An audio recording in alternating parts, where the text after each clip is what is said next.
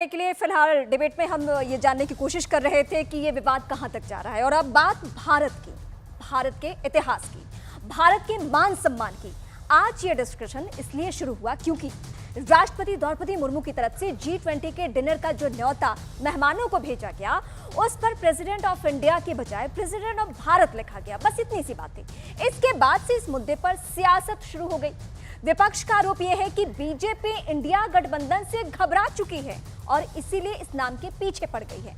दूसरी ओर बीजेपी देश के इतिहास और हिंदुस्तानी सभ्यता की बात याद दिला रही है। यह भी हो रहा है और यही वजह है कि आज ये समझा जाए कि भारत और इंडिया में क्या फर्क और क्या समानताएं हैं। श्री राम और श्री कृष्ण की इस पावन धरा को कब किस नाम से पुकारा जाता था, आज ये हम बताएंगे। मान्यता तो यह भी है कि भगवान प्रभु श्री राम के वंशज महाराज भरत के नाम पर भारत नाम पड़ा। महाराज भरत के दौर में ही भारत का संपूर्ण विस्तार होने की मान्यताएं हैं। आपने अक्सर किसी भी हवन पूजन के दौरान पुरोहित को अक्सर ये कहते सुना होगा, जम्बूदीपे भरत खंडे आर्याव्रत देशांत करते।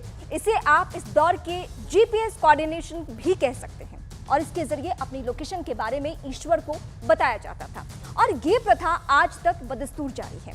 इसमें जम्बू द्वीप का मतलब एशिया और यूरोप यानी यूरेशिया से है। भारत खंडे यानी भारतवर्ष, जिसमें Afghanistan, Pakistan, Hindustan, Nepal, Bhutan, Myanmar, Sri Lanka, Maldives, Thailand, Malaysia, Indonesia, Cambodia, Vietnam और लाओस शामिल है। आर्यव्रत यानी भारतवर्ष का वो हिस्सा जो काबुल की कुंभा नदी से हिंदुस्तान की गंगा नदी तक था और उसे आर्यव्रत कहा जाता था।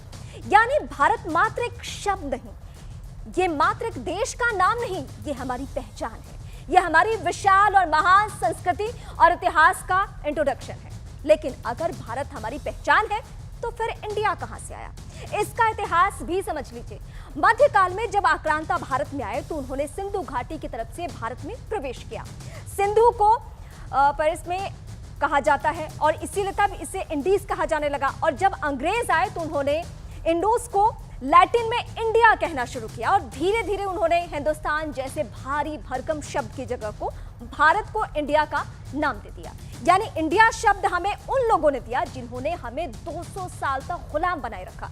आजादी के बाद भी हमने इंडिया और भारत दोनों ही नामों को आधिकारिक नामों की श्रेणी में रखा। लेकिन पीएम मोदी हमेशा से कहते रहे हैं कि आजादी के अमृतकाल में गुलामी के प्रतीक चिन्हों से देश को आजाद होना होगा। इसीलिए जब राष्ट्रपति के इन्विटेशन में इंडिया की जगह भारत लिखा गया तो बहस की शुरुआत हो गई कि क्या मोदी सरकार देश के नाम पर कुछ बहुत बड़ा फैसला करने जा रही है। आगे क्या होगा फिलहाल ये पूरी तरह से साफ नहीं है, लेकिन इंडिया वर्सेस भारत वाले विवाद से चर्चाएं गर्म हो गई है। क्या नए भारत की नई संसद में भारत के ऐतिहासिक नाम को पुरानी पहचान मिलने जा रही है? इस मुद्दे पर आपकी राय क्या है? #RPAR के साथ जरूर शेयर कीजिएगा। लेकिन इस वक्त हम सीधे अपने सहयोगी अमन चोपड़ा का रुख करेंगे जो अगले डिबेट में आपसे रूबरू होंगे।